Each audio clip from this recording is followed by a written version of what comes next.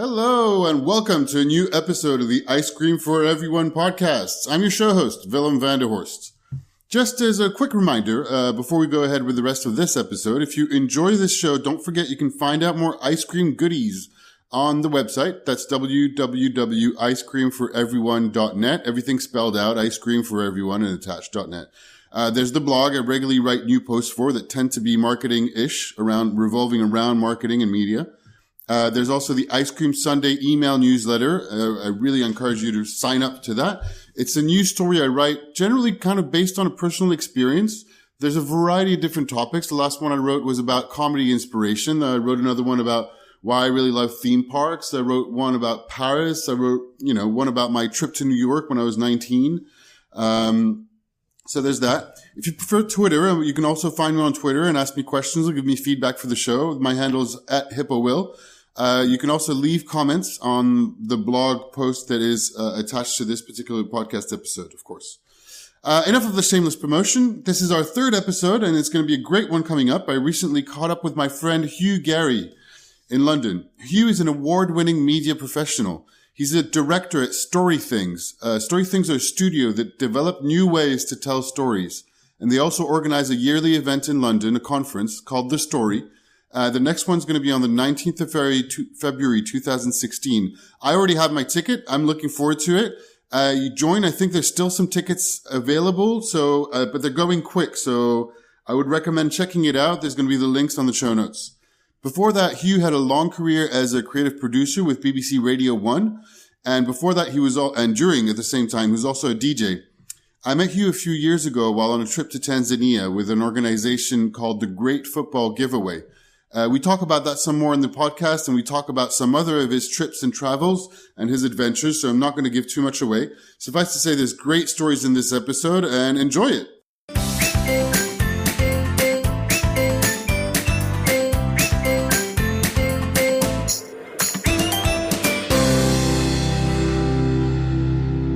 Hi everyone, welcome to the Ice Cream for Everyone podcast. I'm joined with Hugh Garry for this episode. Hi Hugh.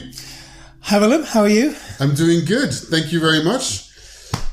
So I usually start, it's just only starting, but I usually start with a couple of warm-up questions. So, okay, let's go for it. And I thought, well, warming up seems like pretty appropriate because I believe you just finished cycling around Death Valley. Oh, yeah. Yeah, I have, yeah. Which must have been pretty warm. I'm still cooling down. I'm still in the cooling down process. Yeah, every couple of years I try and every year I give myself a project.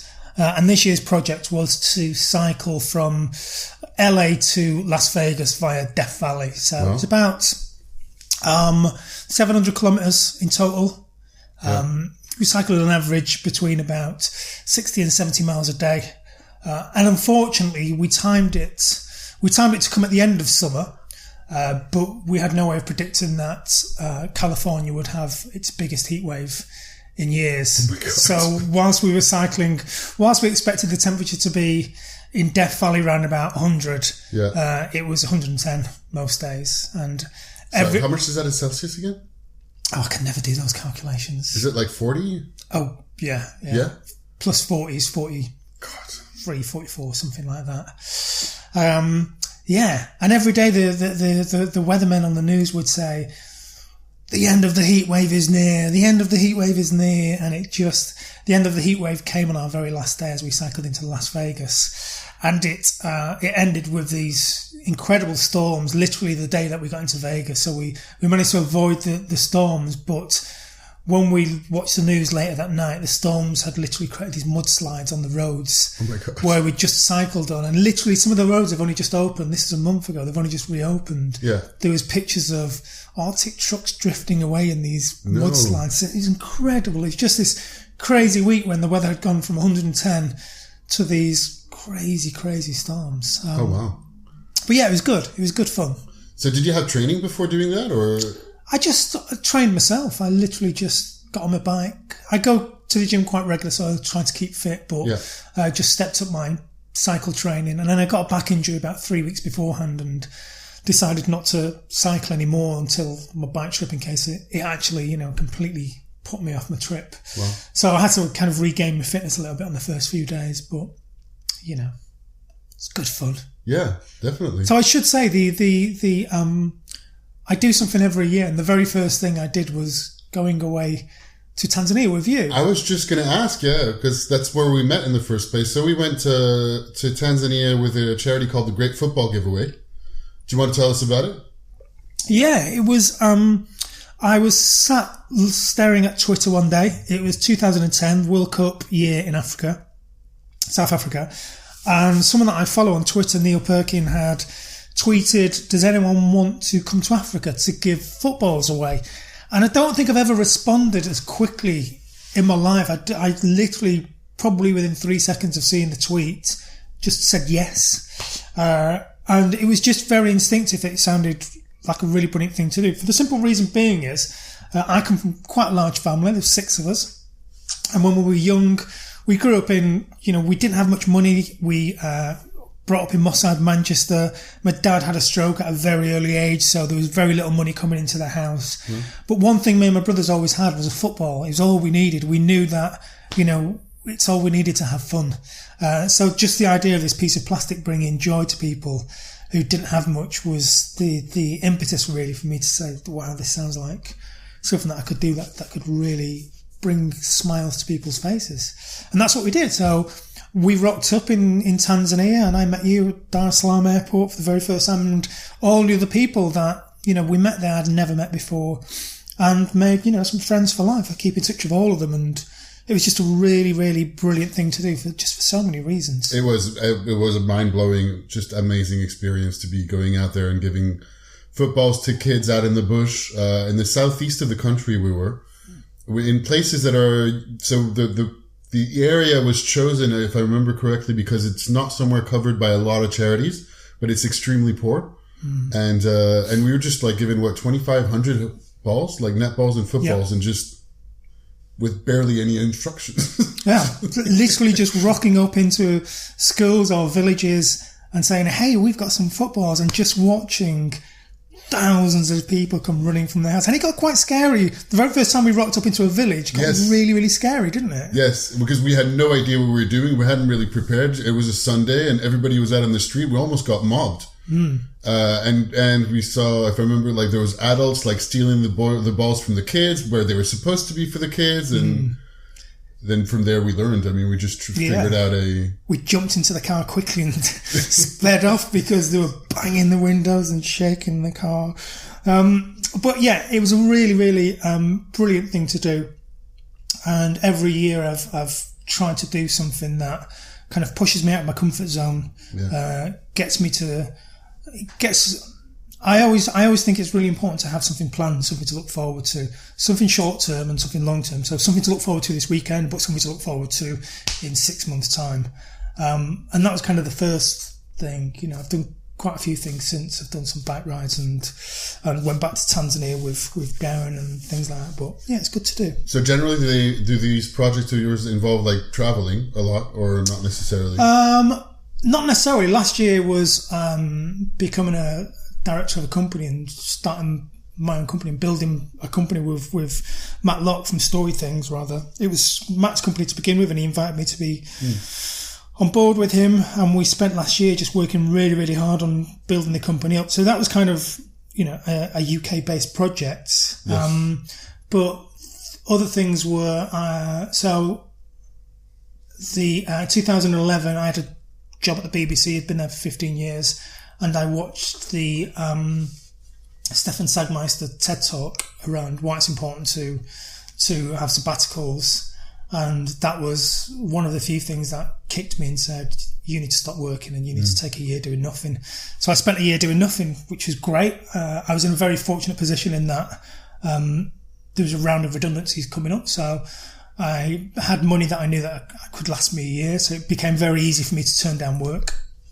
So I spent a year travelling and meeting different people and doing several other things. The year after that, 2002... Is that when we met in a coffee shop in Kuala Lumpur? That's right, yeah. That's right, yeah. I bumped into you in Kuala Lumpur, which is great. And then 2013, I went back to Tanzania and built a chicken farm with Darren Robson, which was a cooperative, which was great fun. And just made me realise that doing stuff like that is a lot more fun than lying on a beach for 2 weeks. That was great. The year after that, what did I do? Oh, the year after that was my first bike trip. I was listening to a podcast. Can't remember what podcast it was, and someone mentioned on the podcast cycling across America, and I thought, wow, that sounds great. And then looked at it and realised it would take me 3 months, and thought, well, I'm definitely not going to do that. But it just sowed the idea in my head that it'd be kind of quite fun to do a long distance bike ride. And then I kind of looked at the map of America again and thought, well, I can't cycle across. I haven't got the time to cycle across it, but I've got the time to cycle from top to bottom.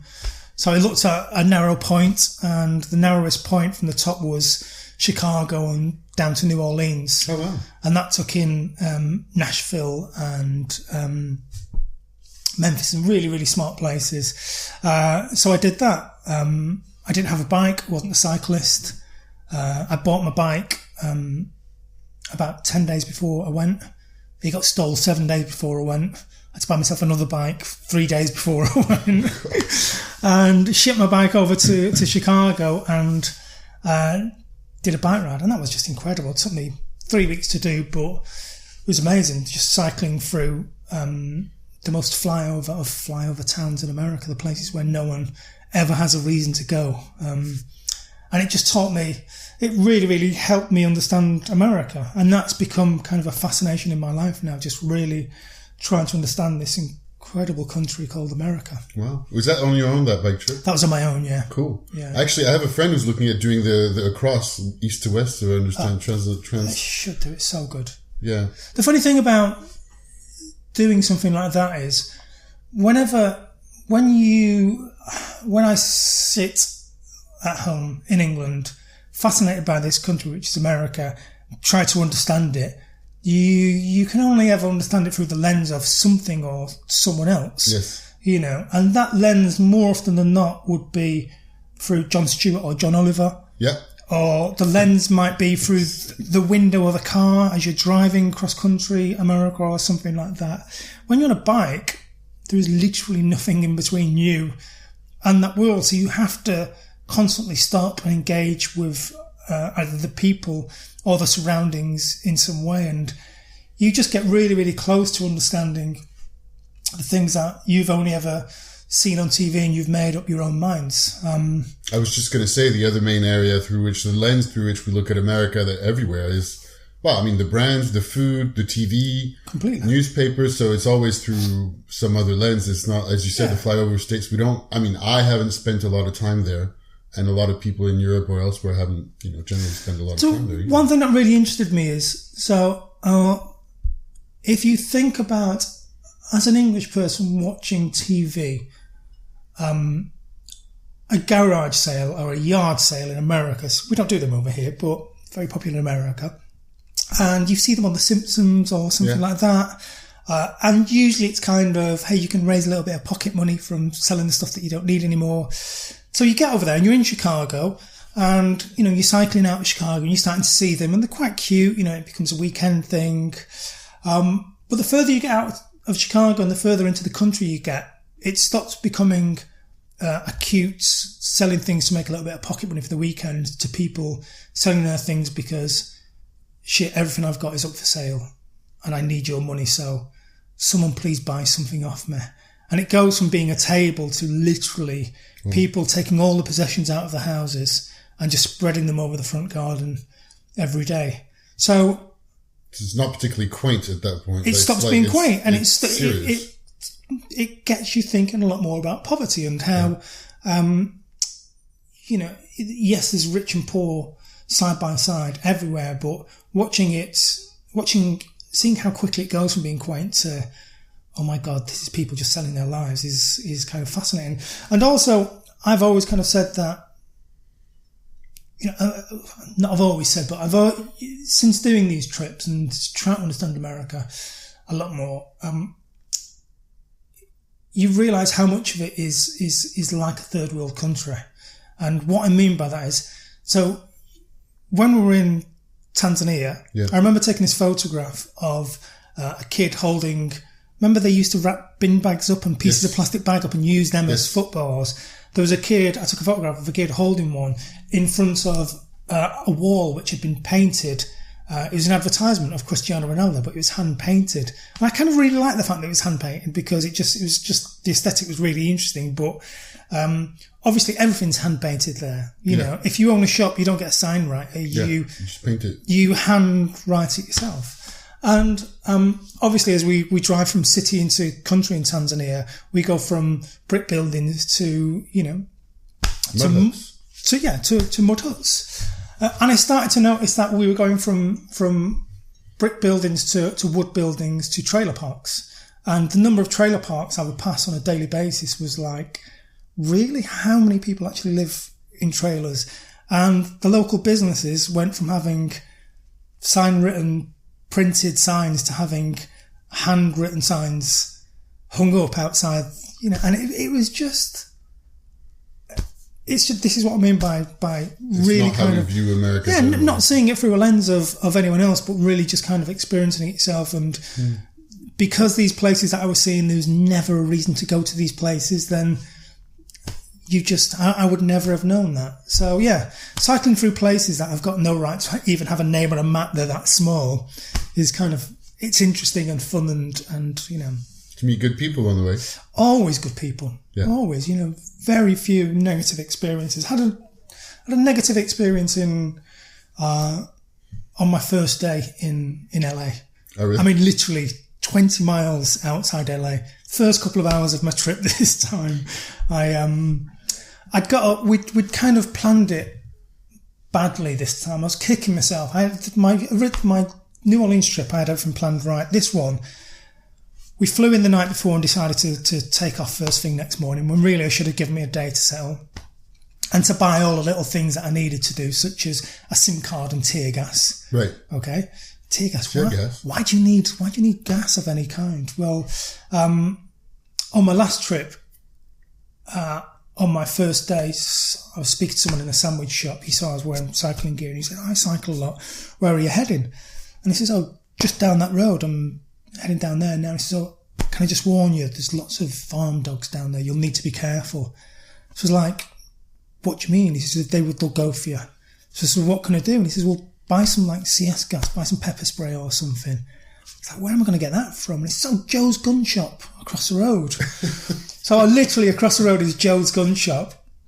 And I thought, this is great. I'm going to go into a gun shop without having to, buy a gun or anything. So we opened the door and stood there was Joe behind the counter and a sheriff. And it was like the scene from, I don't know whether you've seen American Werewolf in London, where he walks into the pub, The Slaughtered Lamb, and all of a sudden, so the sheriff and Joe stopped talking as soon as I walk in. And I was a little bit uncomfortable, and I thought, do you know what? I'm not going to be uncomfortable. I'm going to have a look around a gun shop whilst I'm in here. It's the only time I'm ever going to do it in my life. So kind of having a look around, and then the discomfort just kind of got to me. So I went up and bought some pepper spray, and I started to walk out, and it was in those kind of cling wrap that you just can't open. You need like a knife or something to open. It was in one of them. And I thought, I'll do it at my hotel tonight. I got on my bike and I thought, what if I need this quite soon? So I went back in. Sheriff and Joe stopped talking again the minute I go straight back in. And just, can you open this for me? So he opens it for me. I put it in my bag, get on my bike, and not a word of a lie, within 100 yards of being down that road, the first dog comes out, chases me, pushes me off. Don't push me off my bike. I fall off my bike. Really? Because what kind of dog was it? Oh, it was just this big, horrible. Because it was so big and its head was huge and its body was so huge. When I saw it running out of the farm, I thought, "You're never going to catch me. You're not." So I just kind of sped up a little bit, and then he started to curve his run.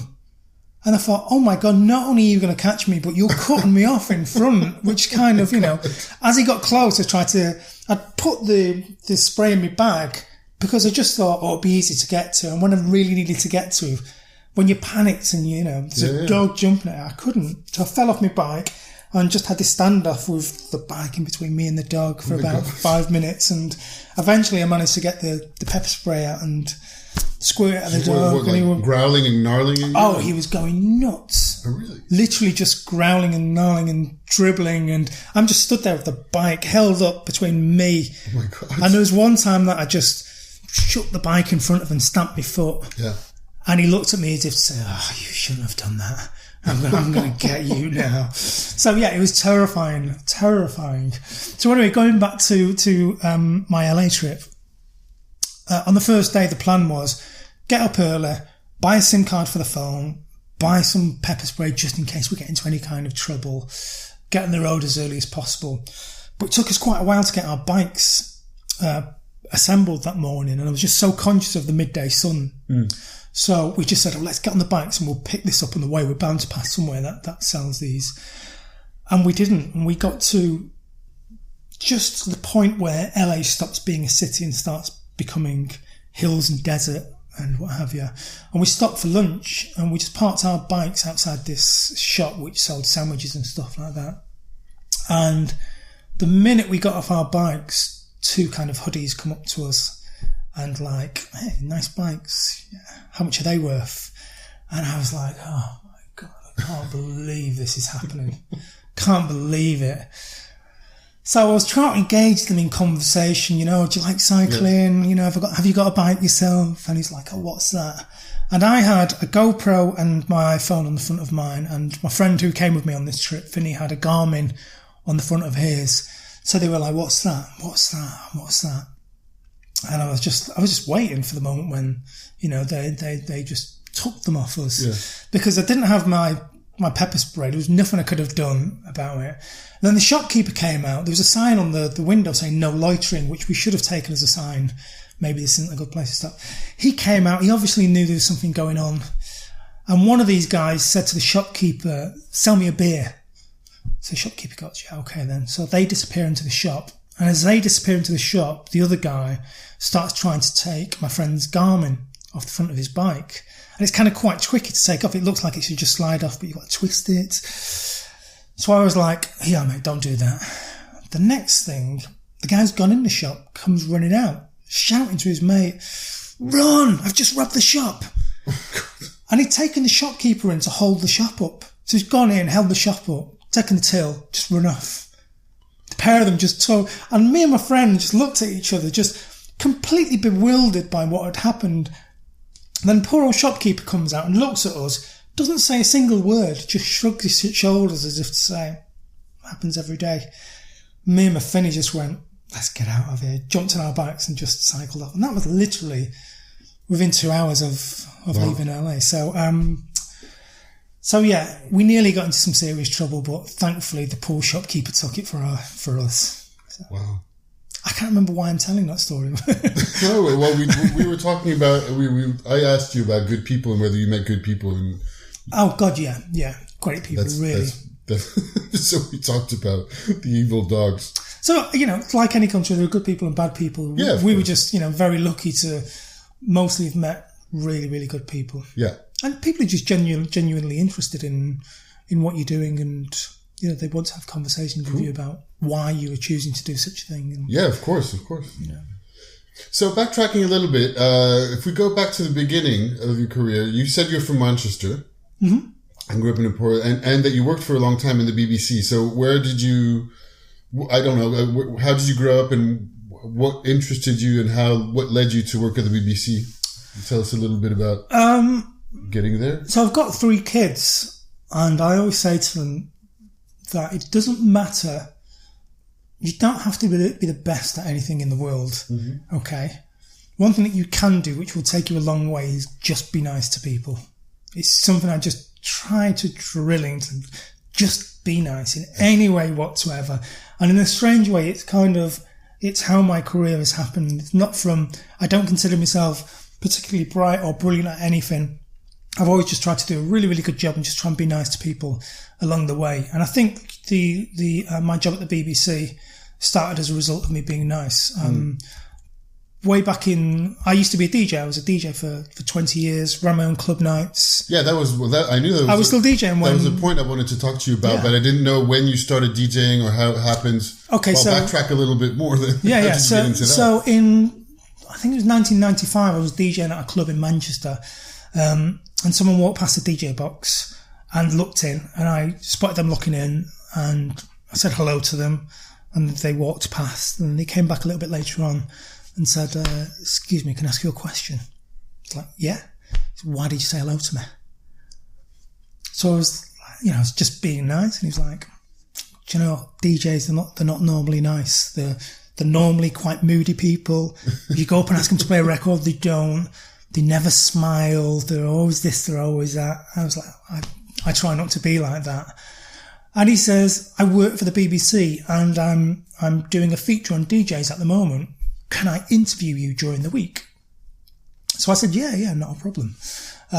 So what kind of music were you DJing? Or did you have a specialty or? I was playing kind of house and electro, as people were referring to it at the time. So I went and met him during the week, and he was literally just in the process of launching the very first Radio 1 website. The BBC were just launching their very first websites. And I knew about the internet, but I didn't know what it looked like. Yeah. I kind of had an idea. My brother, who was a librarian, gave me a book because I was fascinated by it. Yeah. And 20 years ago, if you needed information on something, where did you go? You didn't go to Google, you went to a library. Yeah. So my brother got me a book. So I read about the internet, and this guy said, listen, he interviewed me. He asked me what I was doing. So I told him that I was a DJ, but I also did some writing. And he says, well, do you want to do some writing for the Radio 1 website? So I said, yeah, I'd love to. So I started doing some writing 1 day a week. Were you already published as a writer at that point? Or yeah, I was doing writing did you do? I was doing little bits for local listings magazines like City Life and things like that. About music or any? Or? Yeah, I had my own page in Mixmag. Mixmag was a dance music magazine, still is a dance music magazine. I had my own page called Points of Hugh, which was kind of like a satirical take on music. So I started writing for Radio 1 once a week. I say writing, it started off as writing, but as we know, back in those days, everyone assumed that you published on the internet like you publish in magazines. In fact, the very first Radio 1 website, on the homepage, it used to say, welcome to this week's edition of the Radio 1 website. So that's how we were using the metaphors. It's what we knew. We could only look to those metaphors, those all forms of media for metaphors. So I started doing 1 day a week, and then 2 days a week, and then 3 days a week. And then several years later, they said, do you want to do 5 days a week?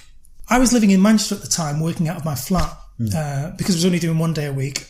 And then when I was doing 2 days a week, 3 days a week, 5 days a week, I was like, you don't really need me to move to London, do you? It's worked all right so far. And they were like, no, yeah, great, stay where you are. So for 15 years, I did a hell of a lot of work out of a room not too dissimilar to this. Yeah. So I was very lucky, incredibly lucky, working for, the BBC, in particular for Radio 1. The role that I had was very much about trying new things and experimenting with new things and sharing my learnings of those new things as they came along. So for people who don't know, Ryan, because I actually don't, I'm not even sure. Radio 1 of the BBC is what? Is it like the more mainstream, the more young one, or does it have a kind of positioning? Or? So Radio 1 is the young person's radio station. Okay. It's world famous. It's where, all the best bands in the world like to be on Radio 1 because they know they can really tap into the British audience. In America, it's very, very hard to break America through one radio station. But you can come over to England and break England by just getting your record played on Radio 1 or appearing at a Radio 1 gig or something like that. Yeah. So it was just really, really exciting 15 years to be there when we were launching the first websites and to start creating video in 1997 and putting video on the web, even though it was only a few frames per minute. Yeah. And trying to convince people that, trust me, in the future, as I used to say, everyone will have these big pipes going into their houses and we'll be watching TV on the internet. It was just How great. did people take that at the time when you still told them? Well, no one believed me because honestly, it looked terrible. I've got great videos of what it looked like back then, and we're talking literally an inch by an inch. Real media. I remember trying to watch just images was painful, so videos was. I did watch videos. Well, the first places like rotten.com generally is where we go and hang out. We went to Glastonbury and made loads of films in Glastonbury, and then we went to Ibiza. And then I've got a video of Fatboy Slim. We stopped him and we interviewed him just as he was going into the Radio 1 villa for a Radio 1 party where he met Zoe Ball, spent the whole night partying with her and they both fell in love with each other that night and got married and had children as a result. What's really cute about this video is, apart from the fact that it's an inch by an inch size, is he's visibly excited that he's going to meet Zoe Ball. He's like, Zoe Ball's in there.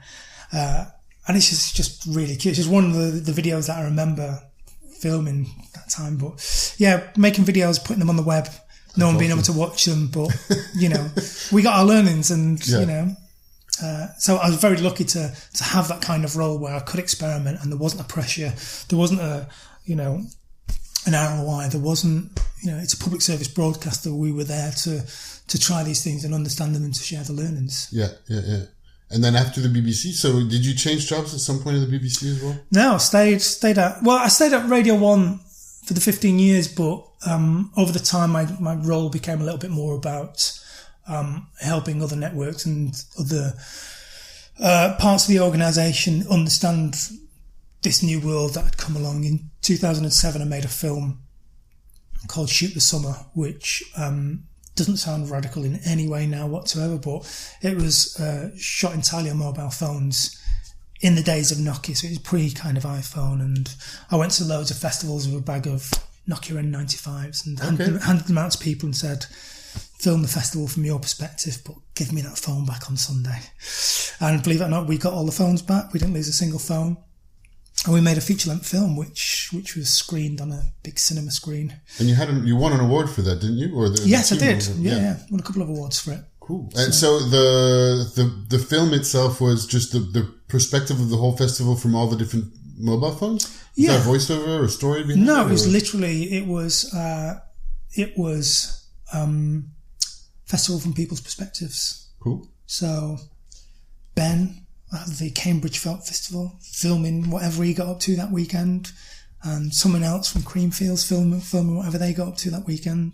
Then I'd get all the footage back and I'd start trying to make some sense of it and make little stories out of it. There's lots of time editing for that, right? Yeah, there was a lot of time.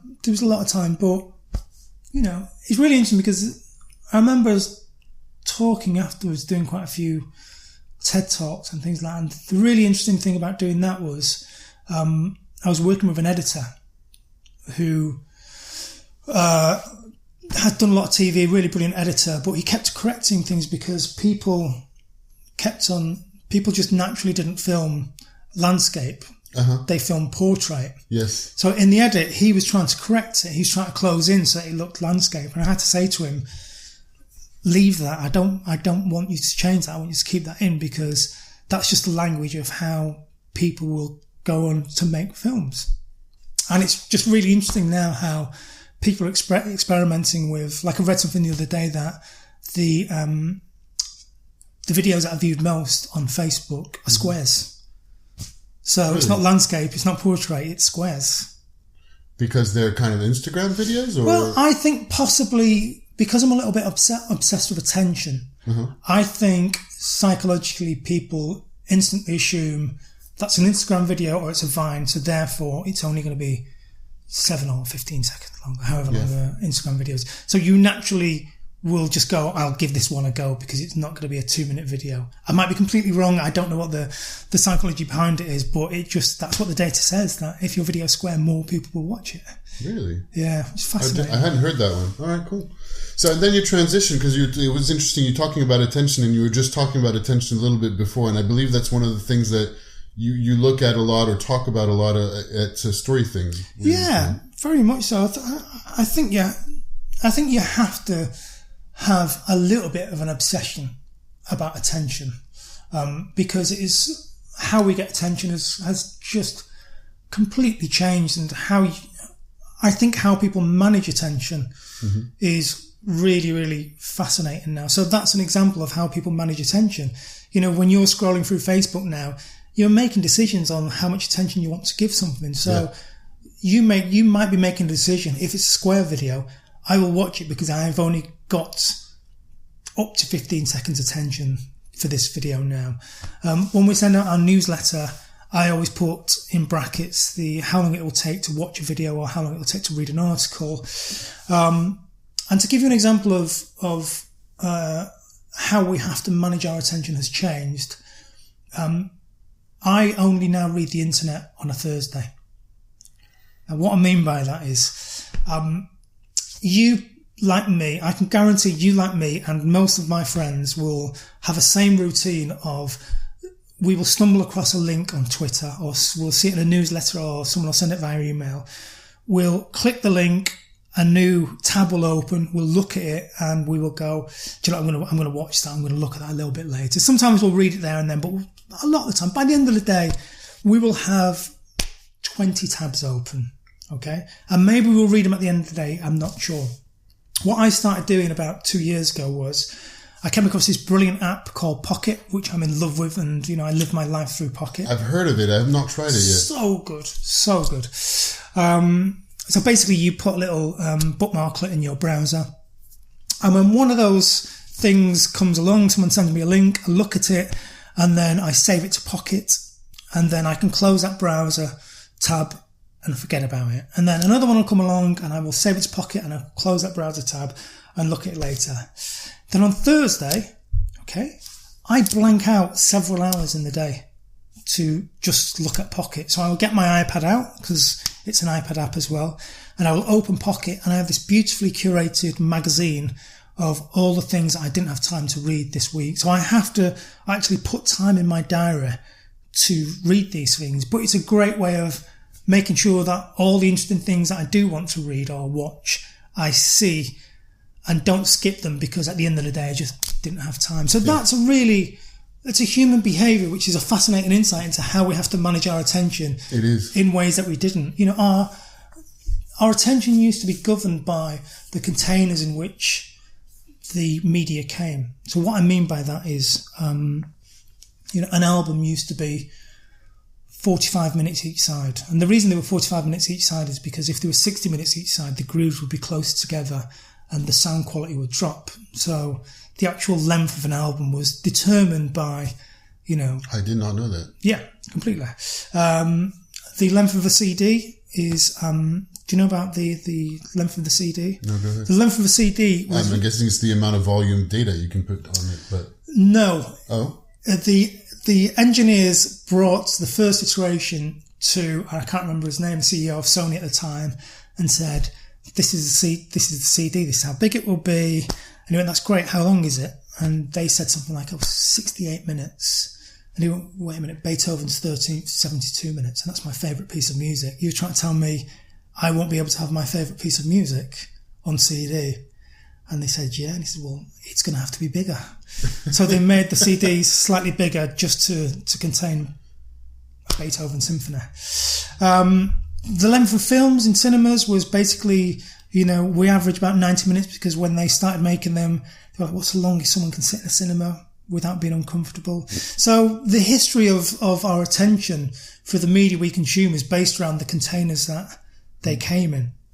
And there was roll of films as well for the cinema in the first place, like, which started out at 10 or 15 minutes? Something like that, yeah. But that was early in the 20th century, which called time. So the containers went. Yeah. And all of a sudden we could have this continuous attention. So when people say people's attention has got shorter, it hasn't. People's attention spans hasn't got shorter. It's just changed. And now we can go from watching a 7-second Vine to binge watching an entire weekend of a TV series. There are all these many different attention patterns in between. And that's what fascinates me. It's really understanding when someone comes to us and says, well, we want you to create a story around something. What really interests us is what attention pattern of the audience do we want it to fit in? Not, okay, well, it's going to be in this media, so therefore it has to be this length of time. So just tracking back just to make sure, like, so how do you define what Storythings does, and how do you present to the company generally? So, I understand attention is an important part, but yeah, if you just give the... We generally tend to describe ourselves as helping people understand, help people solve their story problems. Okay. And that can be anything from, we've got a story, but we don't know how to tell it. to we know we need to tell a story, but we don't know how to find it. So helping people find the story is equally as important as helping people tell the story. And it's not always that easy to find your story. In fact, we kind of realised earlier this year that people really, really underestimate that bit of the storytelling process. They generally tend to think that the hardest bit is the telling bit. So if it's a film that you're making, they always think that the filming side of it is the really, really hard bit. But what really takes time is just the gathering and the really understanding the story and really getting that story bit right. That's the tough bit. And when you say story, it could be anything from, because the first thing I think of as somebody who's worked on brand strategy and marketing strategy is it sounds quite similar to when we talk about the brand story. So is that what you mean, or can it be different? Is it the story of a business, their brand, or their product, or something else? Or? It can be anything. It really can be anything. So, we worked on some prototypes in the summer with the historic Royal Palace, an organisation that looks after all the royal palaces, and they wanted to create an experience around a tourist attraction. And the tourist attraction was the Whitehall Palace, which burnt down in 1680 or something like that. I can't remember the year. Around about then. So it no longer exists, but the stories of what happened in that palace are there for everyone. So they wanted to sell tickets, and people turn up on the day and they experience the story some way. It might be reading, it might be audio, it might be, through using Oculus Rift. It could be anything. It was kind of a digital commission. And we really liked the project, but we were really reluctant to have people holding phones in front of their faces or putting headsets on us. We really wanted to use technology in a very, very light way. So we said, well, why don't we just use the phone as a way to store audio, so it can be an audio story, and use it to send people messages so we can, keep in regular contact via the phone. And that was the only real technological side of it. The fascinating bit is people's brains and what they do when they're listening to stories. And we'd been looking for a reason to work with a chap called Anthony Owen for a long time. Anthony has worked with Darren Brown on everything Darren has ever done. And the brain is just a fascinating piece of technology. Yes. So the idea was, how do we hack people's brains when they're listening to a story? How do we not so much play with their brains, but how do we put people's brains in a certain state that when they're hearing the audio, they feel something quite visceral?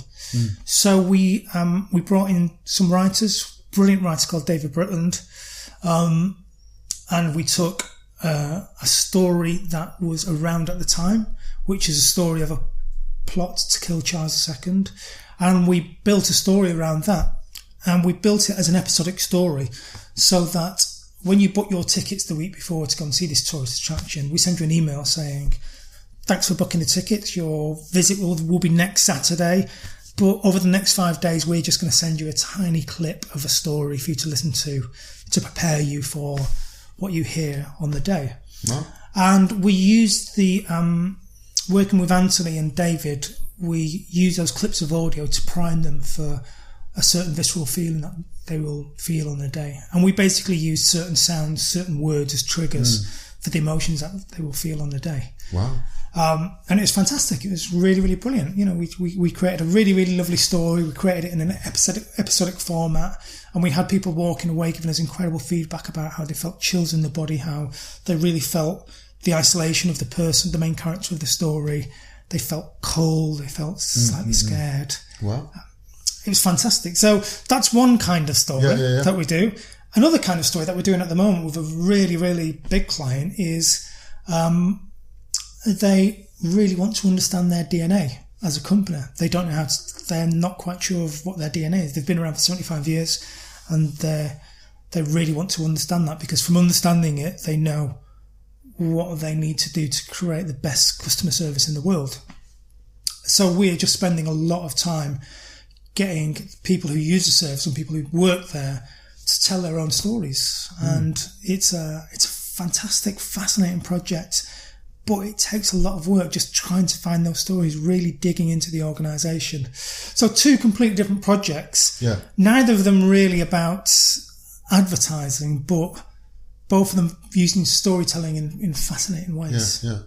Did you read Creativity Inc. from Ed Catmull, Yes, I did. CEO of Pixar? Yeah. It's a book I absolutely loved, and I really loved the whole, explanation of what's it called again? Their story group where they go with all their group of directors, the kind of brain trusts. I can't remember how they call it. But really going over and pulling apart in detail the story and each of the stories to make sure that everything goes in the right order, that you have, I don't even know what kind of structures they were looking at because I don't remember the book, but is it something that you do as well? Like when you're working out a story to make sure that things are going in the right order, or that you have different elements within the story that are going to be either getting people excited or keep them interested, and all the different aspects of that? Yeah, completely. So there's a question that I think it's the best question in the world.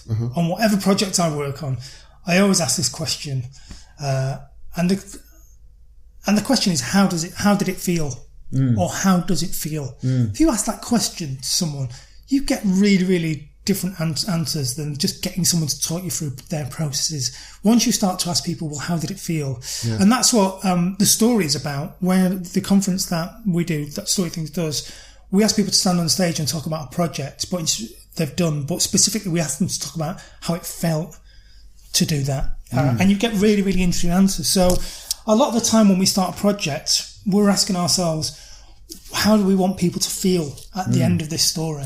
Yeah. So in particular for the Historic Royal Palace story, we wanted people to feel this sense of chill and a little bit of fear at the end of it. And we went through our childhoods and our TV viewing and film viewing and stories, and we talked about when we'd felt that way. And ITV used to have this TV show called Hammer House of Horrors. I think it was a Hammer House of Horrors. And there was one called The Silent Scream, in which a couple get trapped inside a house, which is in the middle of nowhere, and all the doors and windows are electrocuted. So whenever they try to get out, they can't. So they're just trapped in this house forever. And they just, when they realise their situation, they scream, and the camera pans away, giving you an idea of how far away this house is from any kind of civilization, so no one was ever going to find them. And even just talking about it now, I get the hairs on my arm standing on him, because I remember watching it as like a 9 or 10-year-old. I remember speaking to Darren in the office about it and him being really excited. So being able to connect with those visceral experiences of your own. Yes. And then say, okay, that's how we want this project to feel when people experience it. And I don't think it's a question that many people ask. Well, how do you actually... You frequently ask, well, what do you want them to know? Yeah. What do you want them to do afterwards? Do you want them to buy a ticket? Do you want them to do this? Yeah. But asking, how do you want people to feel is a really, really useful question to ask. It is. And it's something that doesn't come with a lot of the advertising industry, but that's also why I'm interested in crossing over and talking to different people such as you. And I had a conversation for another episode of the podcast with a game designer called John Wick. And do you play, or have you ever played role-playing games or tabletop role-playing games? No, I haven't, no. So we talked a lot about storytelling, and his main definition of the way to play a game, and is one that I enjoy as well. So it's people around the table, and one person's the storyteller, bringing a whole story to life, and everybody interprets characters within that story. And basically it's a collaborative storytelling game, if you will. And one of the ways that he designs games is that he looks at what the experience is and what the feeling of the game he wants out of the game. So, for example, one of his games is called Houses of the Blooded. The game is a tragedy. So that's like the whole game design is built around, if you're going to play this game, you're interested in playing the experience of a tragedy. So like a Greek tragedy where you're going to be playing a character that makes the worst kinds of mistakes and ends in flame and horror, but it's a beautiful story at the same time. And so he goes as well for the kind of feelings. And when you're playing role-playing games, in the way that I look at them anyway, in the way that I enjoy, the person bringing the story to life for everyone, the game master who plays they have the storyline in mind, and they describe the world in which the other characters evolve, some of the best experiences you have is when you manage to have everybody else feel a certain way. Yeah, it's at Storythings, we're kind of a little bit obsessed with beginnings, middles, and ends. You're asking about structures. Yes. And because we come from a digital background, the internet has always been rubbish at doing endings. It's basically things people get bored of a project and it just drifts. We just let it continue and we don't archive it properly. So it was really fascinating watching how This Is My Jam, which has recently kind of closed, how Matthew ended that project. It was a really, really brilliant example of how to do something well. And we did a one-day conference a couple of years ago called The Beginning, the Middle and the End, where we got 3 people to talk about. First person spoke about what it was like to begin something. So that was Alex Fleetwood talking about tiny games, which he was just starting at the time. We got Russell Davis to talk about being in the middle of restructuring the government's digital websites. And we got in a guy called Nigel Smith to talk about endings. And poor old Nigel, it was his job to shut down the message boards for the Archers, which he made news all around the UK because of it. Because so it's a very, very popular TV show for everybody. Sorry, no, The Archers is... no, it's a radio show. Radio show, Sorry, yes. It's a really long-running radio drama set in Ambridge. And during my time at the BBC, we started shutting down message boards because people weren't using them or people were drifting off topic, and they're very expensive to run because you have to moderate them, and social media had come along, so people were taking the conversations to other places. So naturally, the BBC started shutting them down, and The Archers was one of the last ones, but it had to be done.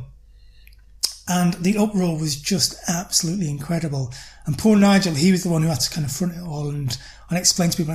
And they actually got him on the Today Show on Radio 4 to talk about it. But what they didn't tell him was that he was going to be sat with a lady who was obviously a huge fan of the message board, who used the message board as a support group while she was having chemotherapy. Oh my gosh. So poor old Nigel was kind of thrown into situations like that. But getting back to my point is that we're obsessed with endings because we haven't been doing them very well on the web for a long time. So we're always kind of looking at, well, how do you end projects in a really interesting way? And I bring this up because role-playing games and live events and experiences are really interesting how you end them, because the ending is quite often not the end. So we had someone speaking at the story a couple of years ago. I think it's Mary Hamilton, I think her name is, and she was talking about role-playing games, and she was saying that, and I'm probably going to get this phrase wrong, but she says the most interesting thing about role-playing games is not the game itself, but it's the frothing afterwards. And the frothing is when you've finished the game and you all get together and you talk about the experience of playing the game. That's the interesting thing. And if you've ever been to a Punch Drunk event or something, I went to see Sleep No More in New York a couple of years ago. And, this was the first time that it occurred to me how important the frothing was, because we all sat around afterwards and we all talked about our own individual experiences, and no two people had exactly the same experience, as happens at an event like that. Yes. So there was experience envy. There was, oh, did you get to see? Oh no, this nurse came and took me away and bandaged my arm up and things like that. So the frothing, the kind of the after event and how people talk about experiences afterwards is really, really important. Yeah. And for that to happen, you need to be able to have a proper ending to it or something. Yeah. So basically I think it's better anyway. So for the Historic Royal Palace thing, we were really fascinated by how do we get people to talk about the event afterwards? Yes. How do they retell the story, and how do they, talk about the experience? So what we decided was, when you turned up on the day, you listened to your audio story, but to find out who actually was responsible for this plot, you were given a set of playing cards that we made specifically. Oh, nice. And the playing cards, you were then given instructions of how to do a card trick. So basically you would pick any number and you would count this number out and you would turn the card over, and it wouldn't be him, and it wouldn't be him, and it wouldn't be him, and it'd come to your number and you would turn it over and it would be him. And every single person, no matter what number they chose, always came up with the person who did it. which was just a really, really brilliant way of revealing who did it in a story, but also teaching someone how to do a trick so that when they went away and saw their friends and family and said, I've just been to this thing, and they said, what was it? What was the story? They'd go, I'll tell you the story. Once upon a time, there was this king, and you'd turn over the cards and you'd retell the story that way. So enabling people to retell the story afterwards is really useful and really important. That is brilliant. Plus, it's using a prop and a gaming element to get people, because they're experiencing it, and you're making a parallel with something that they're familiar with, which is the card figures. Yeah, and what's fascinating is that because there's a magic element to the story, it would be very easy to assume that we just crowbarred these playing cards in, but there was actually, at the time, in the 16th, 17th century, there were playing cards used to tell the story of the Popish plot. So the actual characters were on playing cards. They're all at the British Library now, but they were scattered all over the UK because basically they were using these cards to tell the story of the Popish plot. So you would write details about our character and you would distribute them and give them out, and they're found in Scotland and all over the UK. So it was just it was a gift from the actual story itself to us, It's fantastic. Yeah. So just back on the event. So the event called The Story is a 1 day long conference in London, right? Yep. And it's coming up in February. Can you remember the date? Yeah. Can't remember anything because I've got a terrible memory.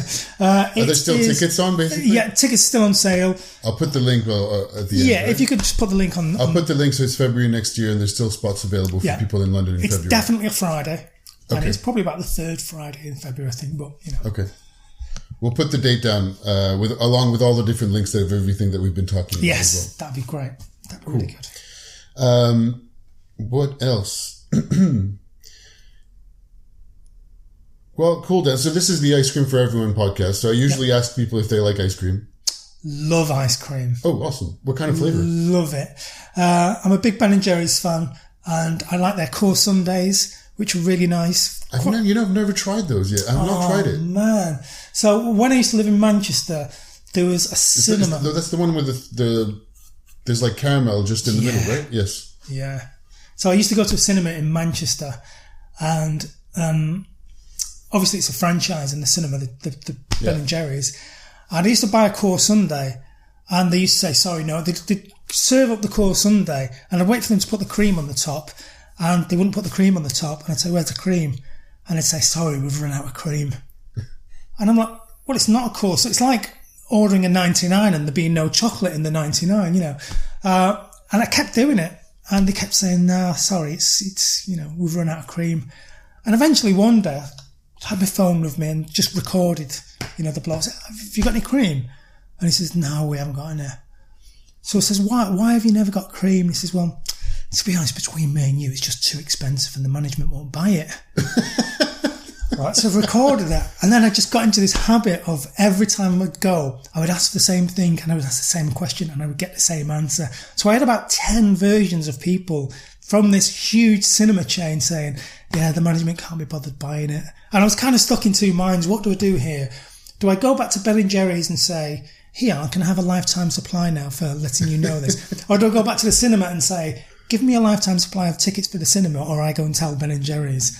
I never did any because that wouldn't have been nice. But now everybody's going to know. Now everyone's going to know. Yeah. So love ice cream. Love my Ben & Jerry's. So what's the flavor that you would go for? Okay, so I really like. There's one at the moment which is kind of part chocolate, part vanilla. It's kind of half and half, which is really nice. Mm-hmm. But any chocolate based, to be honest, big chocolate fan.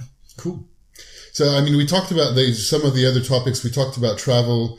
We touched a little bit on advertising, and I know that's an area that you've been interested in. Well, as in, it's kind of similar to some of the stuff that you're doing work-wise right now. What do you think of, is there any favorite ads of anything that you've come by recently or that you remember all the time? I don't think there is. Okay. When people speak to me about advertising, good advertising, I can't not think of the Smash Spaceman from the 1970s. With anyone who's old enough to remember, it was just a phenomenal advertising 98% pure potato. That's the one, right? There you go. Yeah. It was just great. These were just really, really great characters that were really funny, and you just absolutely love them. Yeah. And yeah, I just really, really like them. And I'm not sure whether that is because it was a golden age of advertising, whether TV was in a golden age then and we're just in a very different age now. Whether it's just because we're young and, when you're young, things are more important. But it was just great. It was just really good. In terms of current advertising, there's very, very little that captures my attention. More often than not, it captures my attention because it's bad. Yeah. Which is unfortunate, really. Have you read, there's been a lot of articles recently about online advertising and the amount of money that's supposedly going to dark or like to robots or to possibly other shady stuff going on.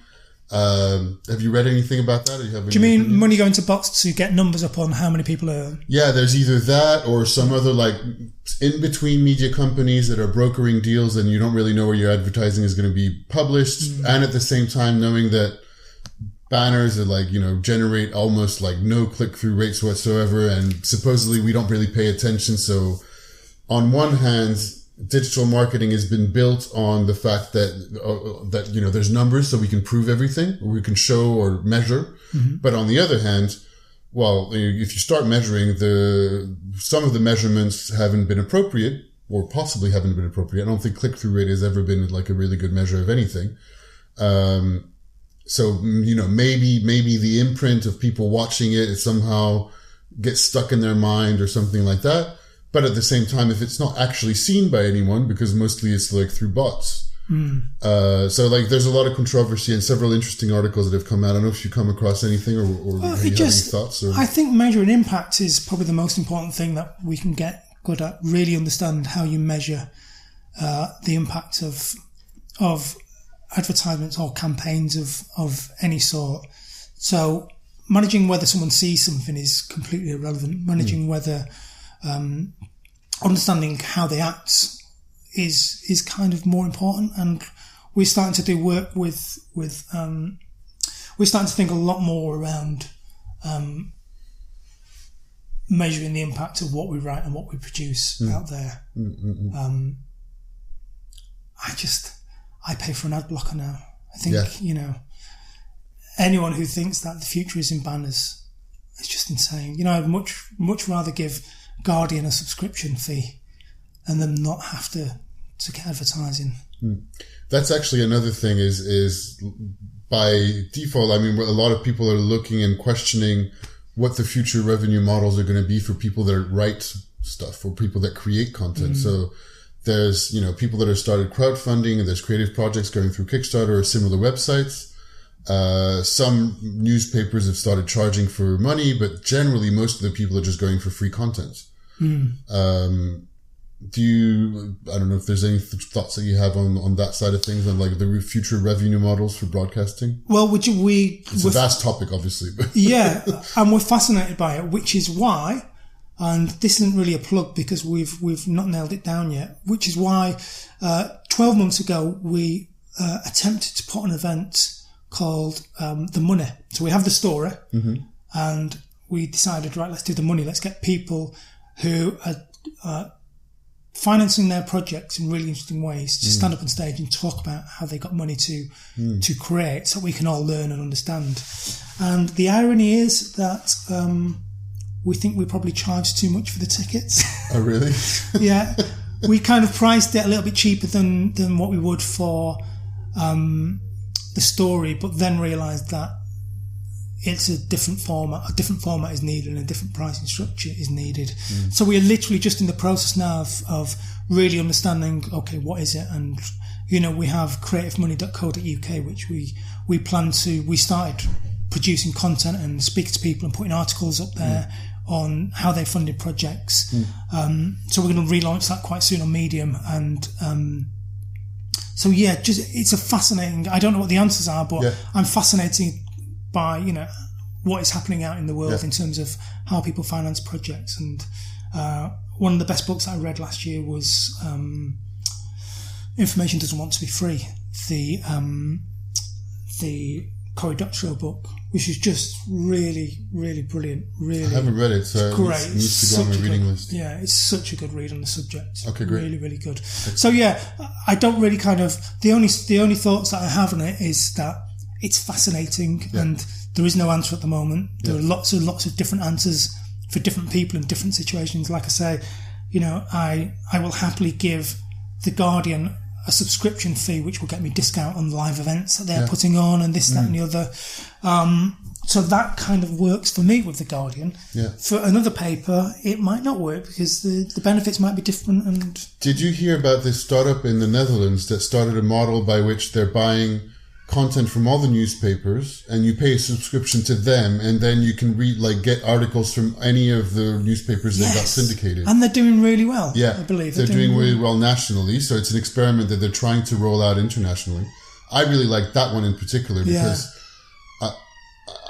I usually read stuff from a lot of different sources. I'm not like a faithful reader of one newspaper in particular. So I thought that reading per article and paying per article to one source sounded really interesting. Yeah. Yeah, fascinating. Cool. I saw the most fascinating thing on the completely different subject. Well, not completely different subject, which was insurance companies charging by the hour. Really? Motor insurance companies. And what I mean by that is, it sounds really terrible, doesn't it? Because surely that's going to be really expensive to charge by the hour. But the number of times that I've wanted to borrow a friend's car to just drop them off somewhere or to have it for a couple of hours. And you have to phone the insurance company and you have to arrange for a full day's insurance. It costs about 30 quid for a day, whereas you might only be driving it for an hour. So you just get the app, put in your details, £7 an hour, and then you use anyone's car that you want. And I just thought, what a really, really smart business model that. Again, one of those things which is just so obvious, so obvious in retrospect, but no one had done it. No, the number of times that would have saved my life over the years. Yeah. Anyway, I don't know why I mentioned that. No, it's okay. Another thing I usually talk about, because I'm into my beer, but I don't believe you drink beer, right? No, I don't. I've not drank beer since 1993. So I'll shift the question around because the thing I'm interested in is craft beer, and so there's a whole trend about craft whatever. So generally, the food and beverage industry and a lot of businesses being more interested in quality produce, sustainable products, restaurants that are a little bit more transparent about the quality and where their items come from and fair trade. Is that something that you look out for in any kind of products that you like? Or? Yeah, very much so. There's very, very little that goes into my body now that is processed.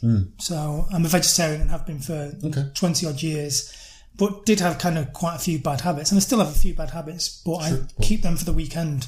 For ice cream, I will only eat, I will only eat anything that's even mildly processed at the weekend. During the week, everything has come out of the ground and gone straight into my body. We always try and make sure that we're eating the best that we can eat. So, can I just ask you about about craft beer? So, as someone who doesn't drink anymore, how so it's really embarrassing to admit this, but I used to drink to get drunk. No other reason. It was what I did, which is why I don't drink anymore, strangely enough. But how big is the difference between the taste of these craft beers that I know people are obsessed with? Have you got to the point now where you really can pull out all these different I'm not such an expert that I can pull out notes from tasting at extreme levels, nor from wine or beer. So my sister's a winemaker, and so of course she's a taster, and both my brothers are chefs, so they're very much into tasting. The one thing I discovered while going to workshops and meetups when I was in Singapore when I was homebrewing beer with other people is how much it's a practice to go to taste and to smell and to say this reminds me of this flavor, and I can get hints of toffee or chocolate or vanilla. There is a huge range of different things and a lot of different flavors in beer, for sure. And it's extremely rich. And On the other hand, what's very interesting is the whole trend towards craft beer is kind of both adding a lot and homogenizing a lot. Okay. Because the trends come from America.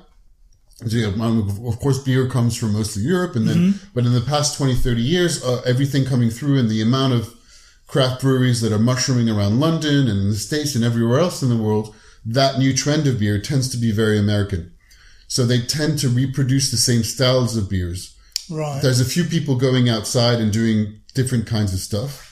But yeah, there's a wide variety and it's quite rich, of different flavors and different styles within the world of beer. So correct me if there's even beers like with no alcohol right now that are interesting. One of the, Brewdog, which is obviously has been growing like crazy in the UK, has, released a beer called Nanny State, which has got, so it's like packed of flavor and it's quite very bitter, but also very flowery.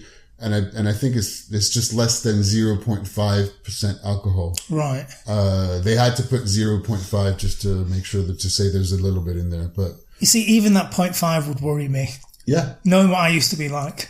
Yeah, no, sure, absolutely. But it was just to point out that some people are making the point that there's flavor to it that doesn't necessarily have to be added to only about the alcohol.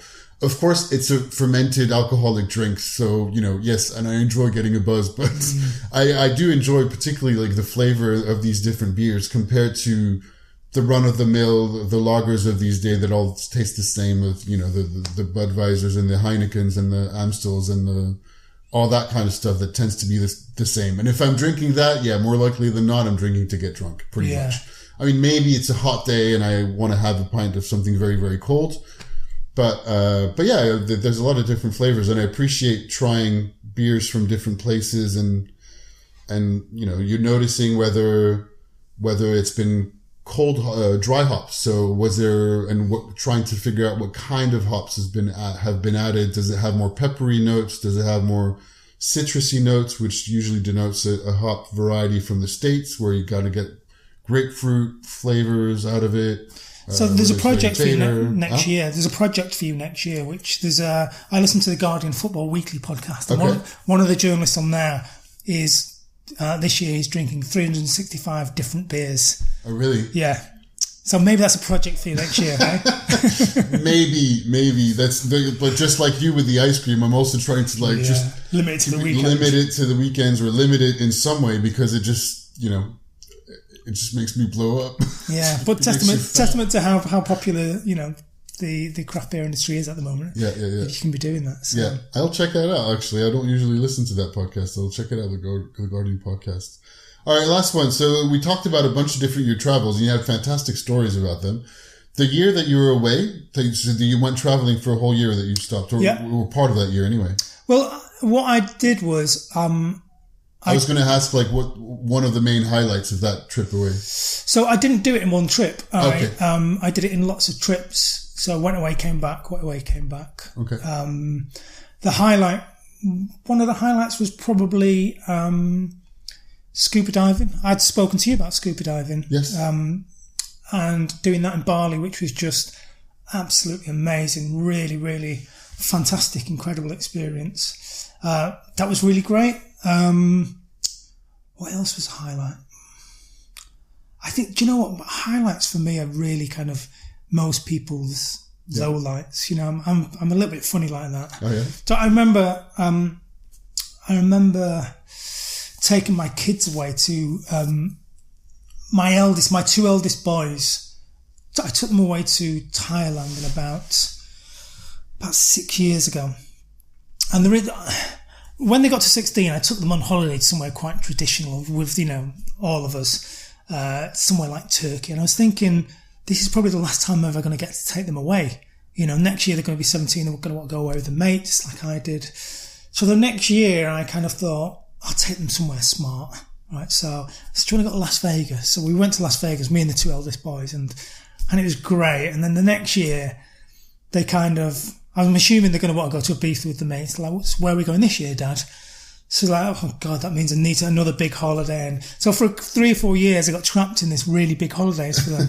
And the last one was to Thailand. And I remember being sat in a restaurant just on the Kosan Road with my two oldest boys and thinking this genuinely probably will be the last time we'll ever go away all together on holiday.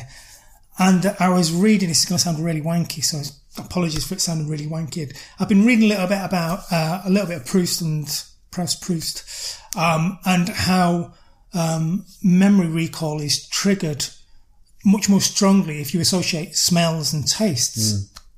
So at the time I was eating a pad thai or something, and I just said to myself at that moment, just remember this taste, remember what you're seeing, remember the sounds, just capture it all together, and if you do all that together, you will store it in the back of your brain and you'll be able to recall it at any moment. And I did do that, and it's kind of become something that I do all throughout my life now. So when people ask me about highlights, it's, you know, the highlight from that trip was just eating a meal with my boys on Kosan Road for no reason other than I just remember it really strongly, and it was a really, really happy time, and it was just a great time to be with my boys. So my holiday highlights or my travel highlights are just, I remember being in Ubud on that same trip in Bali, just listening to a woman sweeping away. And I recorded it at the time. The sound of her sweeping away the petals from the offerings that they put together. Yeah. They put it all out, and then an hour later they come sweep it away. Just watching her do it and listening to it, and I recorded it on my tape recorder and listened to it again afterwards, and it's just wonderful. It was just so good. So my highlights are really unusual. No, that's great. Tiny little things like this. That's brilliant. Very cool. Thank you. I just find I think doing things like that helps you get very good at noticing. And I think noticing is really an important talent to have. I used to use, I don't use it very much, but I still have it. I used to use Audioboo quite a bit. Right, to listen and publish these kind of little sound snippets like that. Sound of the Rain or whatever. It's quite nice. It's great. It's really good. All right, well, let's just finish. I mean, it's been really, really great. Thank you so much for your conversation. So if people are looking for you online, where do they find you? Where's a good place to find you? On Twitter, I'm Huey. Huey. Cool. Obviously, I'll add the link as well. And so Twitter's the best place. Is there anything else, like aside from the story conference, you wanted to talk about or promote, or?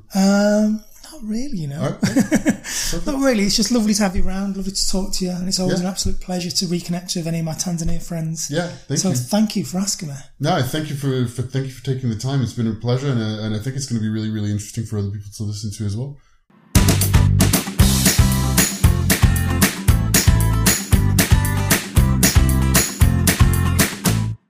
Well, there you go. That was our episode. If you enjoyed listening to it, there's one main thing I ask for now. Please tell a friend about it who you think might enjoy it too. It's better if more people listening.